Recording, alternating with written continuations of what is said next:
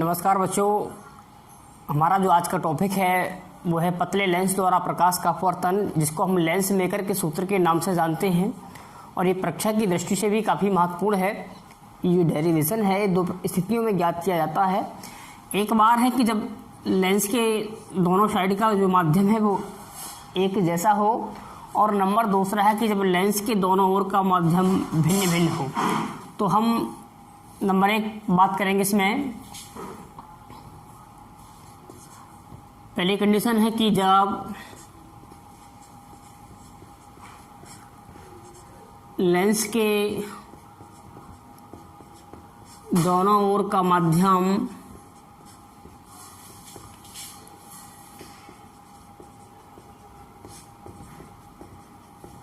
समान हो।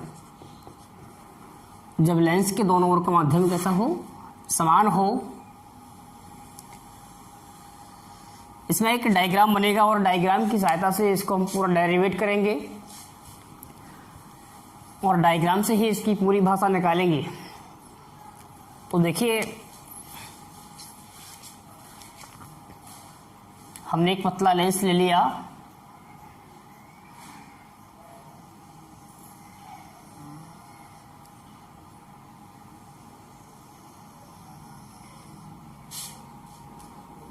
ये उत्तर लेंस ले लिया हमने।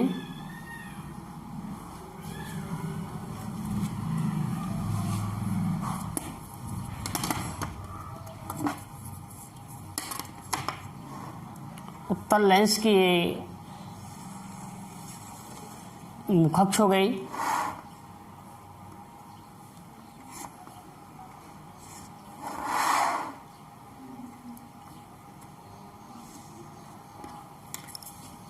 माना एक स्मॉल टी मोटाई का पतला लेंस वायु में रखा है।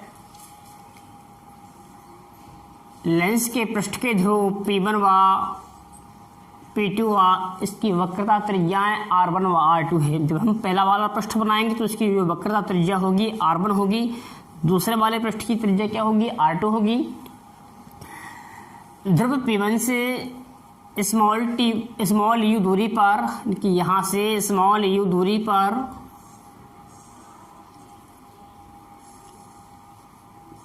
एक वस्तु वो रखी है।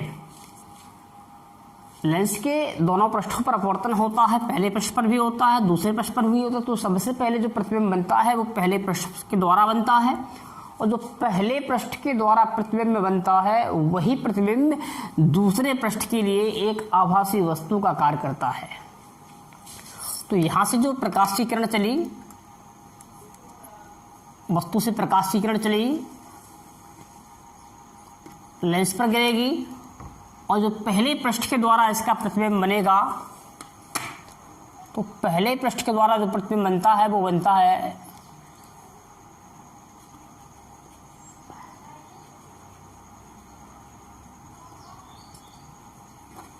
प्रतिबिंब पहले पृष्ठ से V' दूरी पर,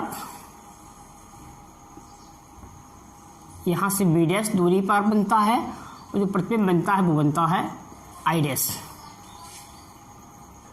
तो इसकी जो भाषा निकल के आएगी वो इस पूरे डायग्राम से निकलेगी कि माना स्मॉल टी मोटाई का तथा स्मॉल n अपवर्तनांक का एक पतला लेंस वायु में रखा है। इसके पृष्ठ के ध्रुव P1 व P2 तथा वक्रता त्रिज्याएं R1 व R2 है। ध्रुव P1 से स्मॉल u दूरी पर एक वस्तु रखी है, जिसका प्रथम पृष्ठ द्वारा प्रतिबिंब V' दूरी पर I' प्राप्त होता है। अतः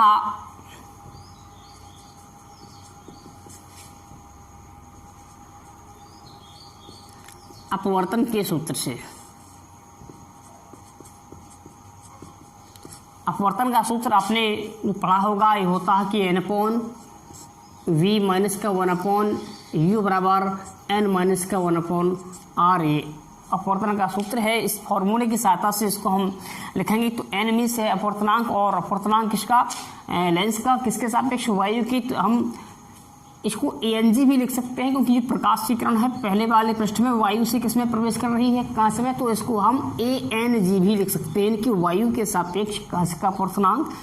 हम इसको n अकेला भी लिख सकते हैं, तो हमने n/v, तो n/v मीन्स प्रतिबिंब की दूरी। तो प्रतिबिंब कहाँ बन रहा है, पहले प्रश्न से b' दूरी पर, तो यहाँ हमने लिखा v' माइनस 1/u, तो 1/u, u मीन्स वस्तु की दूरी, और वस्तु कितनी दूरी पर है, u पर, तो वस्तु की दूरी क्या हुई, u equal n-1 upon r। तो पहले पृष्ठ के द्वारा बन रहा है, इसलिए पहले पृष्ठ की जो त्रिज्या है वो कितनी है, r1, तो हमने यहाँ लिखा है r1। इसको समीकरण नंबर हमने 1 बना दिया। अब जो पहले पृष्ठ के द्वारा प्रतिबिंब बनता है I', यही प्रतिबिंब दूसरे पृष्ठ के लिए एक आभासी वस्तु का कार्य करता है, यानी कि इसने इस पृष्ठ के लिए एक वस्तु का कार्य किया, और दूसरे पृष्ठ के द्वारा जो इस I का प्रतिबिंब बनता है, अंतिम प्रतिबिंब बनता है, वो दूसरे वाले पृष्ठ से v दूरी पर बनता है और I बन जाता है। अब हम जब दूसरे पृष्ठ की बात करेंगे तो दूसरे पृष्ठ के लिए I' वस्तु का कार्य करेगी और प्रतिबिंब क्या होगा, I। चूंकि जो v' दूरी थी वो पहले पृष्ठ से थी, अगर हम दूसरे पृष्ठ से I' की दूरी की बात करेंगे तो इसमें से इस लेंस की मोटाई घट जाएगी, यानी कि b' माइनस की t हो जाएगी दूरी। अब हम नीचे क्या लिखेंगे कि जो प्रतिबिंब I' था, प्रतिबिंब I' दूसरे पृष्ठ के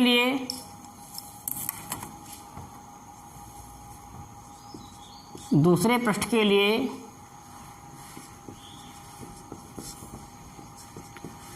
एक आभासी वस्तु का कार्य करता है,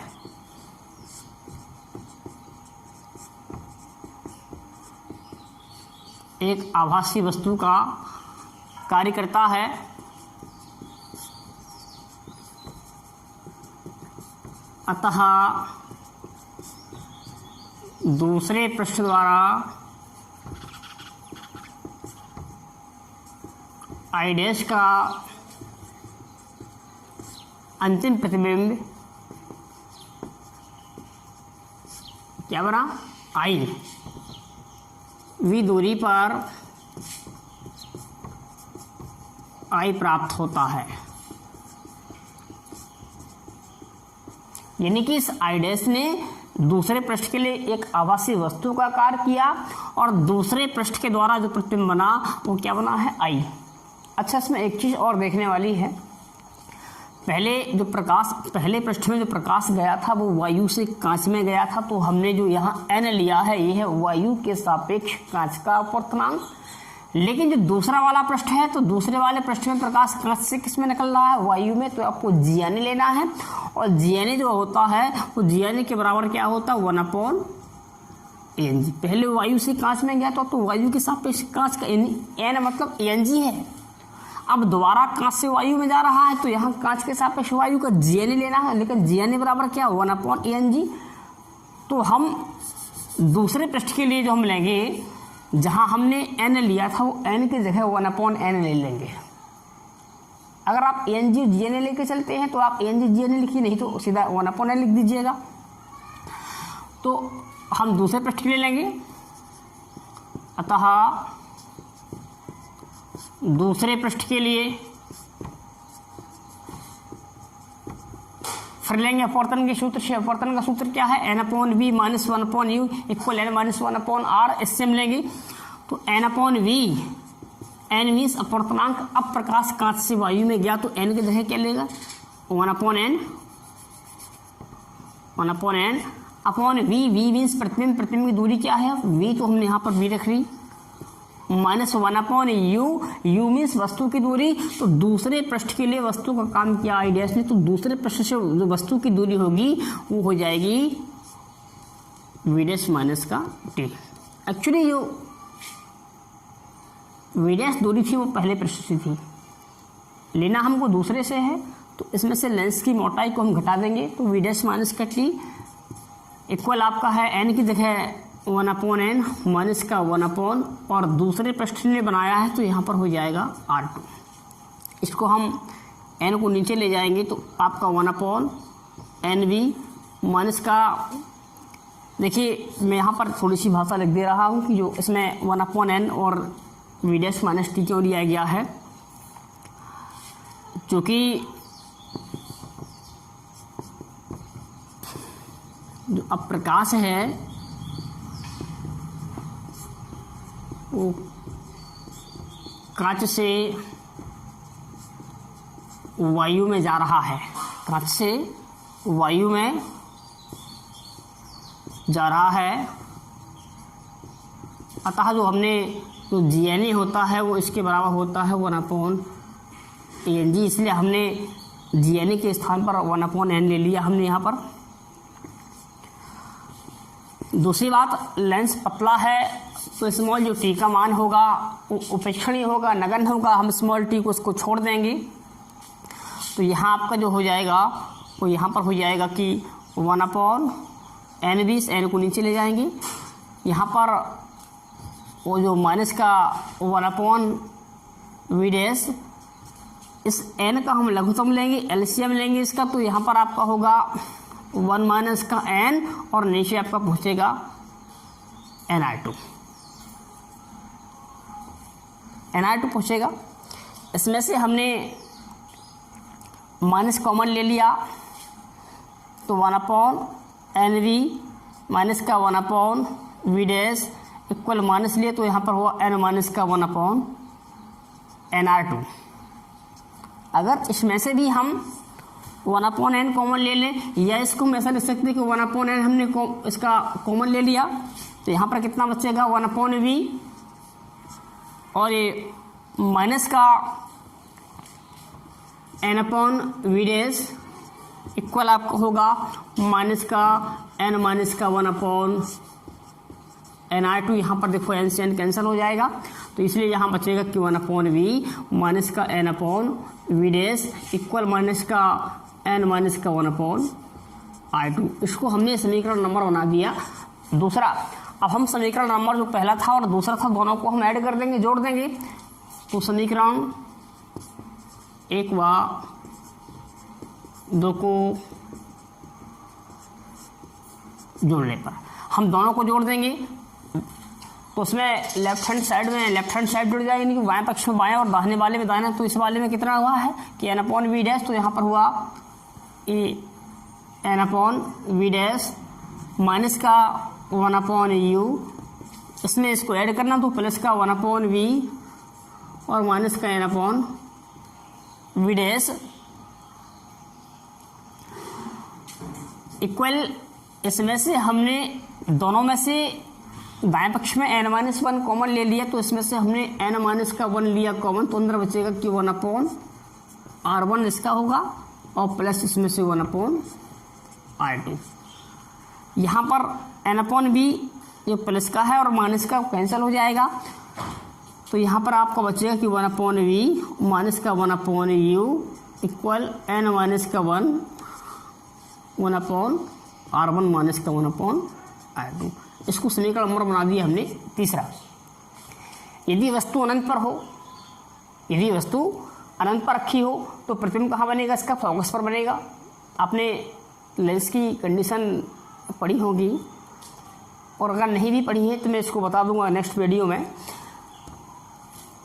अगर वस्तु अनंत पर है तो प्रतिबिंब कहाँ पर बनता है, फोकस पर। वस्तु फोकस पर है तो प्रतिबिंब कहाँ बनेगा, अनंत पर। तो यदि वस्तु अनंत पर हो, अर्थात क्या हुआ कि जो u होगा वो इन्फाइनाइट हो जाएगा, अनंत हो जाएगा, तो जो प्रतिबिंब बनेगा वो कहाँ पर बनता है, फोकस पर। तो जो v होगा वो बराबर क्या होगा, f, फोकस तक की दूरी को फोकस दूरी कहते हैं। यदि u का मान अनंत हो तो v कितना होगा आपका, बराबर f के होगा। तो इसमें रख दिए समीकरण नंबर 3 में इसका मान रख दीजिएगा, इसलिए हम 1/v की जगह कितना रखेंगे हम f, माइनस का 1/U की जगह हम अनंत रख देंगे, इन्फाइनाइट, बराबर कितना हुआ n-1 अंदर हुआ 1/R1 माइनस का 1/I2। इसको समीकरण नंबर हमने 4 बना दिया। यहाँ पर आपका अनंत का भाग जाएगा, ये 0 हो जाएगा, तो आपका जो यहाँ बचेगा, यहाँ पर आपका हो जाएगा इसलिए 1/f इक्वल होगा आपका n माइनस का 1 1/r1 माइनस का 1/f इक्वल होगा n माइनस का 1/r1 माइनस का 1/r2। इसको हमने समीकरण नंबर चाहे तो हम इसको पासमा भी बना सकते हैं, और यही आपका लेंस मेकर का सूत्र है। 1/f equal n minus 1 1/r1 minus का 1/r2, यही लेंस मेकर का सूत्र है। अच्छा, अगर हम इस समीकरण नंबर जो आपने तीसरा बनाया है और समीकरण नंबर जो पांचवा बनाया है, हम दोनों की तुलना कर दें यदि, समीकरण पांचवा 3 की तुलना करने पर हम इस समीकरण नंबर 5 की और समीकरण नंबर हम 3 की अगर तुलना कर देंगे तो देखिए दोनों के जो राइट हैंड साइड है वो कैसे आपस में बराबर है, तो लेफ्ट भी कैसे होंगे, आपस में बराबर हो जाएंगे। तो यहाँ पर जो आपका बचेगा तो यहाँ आ जाएगा 1/v माइनस का, या सीधा सीधा लिख दीजिए आप कि 1/f इक्वल होगा 1/v माइनस का 1/u।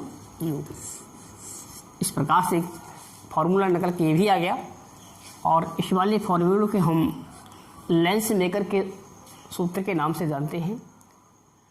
धन्यवाद।